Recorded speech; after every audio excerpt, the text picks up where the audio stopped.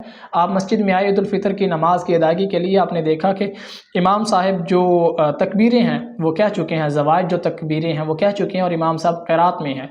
تو امام صاحب کی قرات اسی طرح جاری رہے گی۔ آپ نے آتے ہی نیت باندھ کر جو اپنی زوائد تکبیریں ہیں ان کو پہلے کہنا ہے، تکبیریں پوری کرنی ہے، پھر اس کے بعد آپ نے امام صاحب کے پیچھے خاموشی کے ساتھ کھڑے ہو جانا ہے، کچھ بھی نہیں پڑھنا۔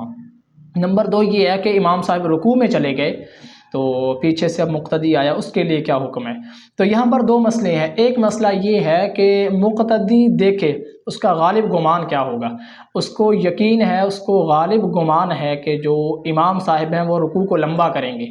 تو مقتدی کو اگر یقین ہے اور غالب گمان ہے کہ امام صاحب رکوع کو لمبا کریں گے، تو پھر مقتدی کھڑے کھڑے ہی اپنی جو 3 تکبیرات ہیں زوائد وہ کہے گا، کہنے کے بعد پھر رکوع میں چلا جائے گا۔ اور اگر اس کو یقین ہے یا یقین نہیں ہے کہ امام صاحب ابھی اٹھتے ہیں یا نہیں اٹھتے،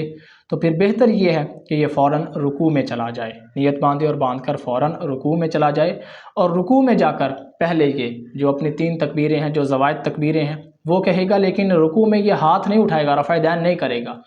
رکوع میں یہ اپنا تکبیریں کہے گا، کہنے کے بعد اگر ٹائم بچا تو پھر یہ جو رکوع کی جو تسبیح ہے سبحان ربی العظیم وہ پڑھے گا۔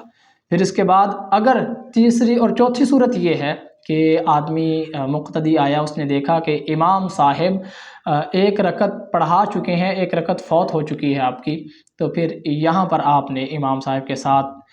نماز میں شامل ہو جانا ہے، اور جب امام صاحب سلام پھیرے آپ نے اسی طرح کھڑے ہو جانا ہے۔ سلام پھیرنے کے بعد کھڑے ہو کر آپ نے اپنی پوری رکعت جو ہے وہ اسی طرح آپ نے پڑھنی ہے، تکبیریں بھی پڑھنی ہے، ساری تسبیحات بھی پڑھنی ہے، پڑھنے کے بعد پھر آپ نے سلام پھیرنا ہے۔ السلام۔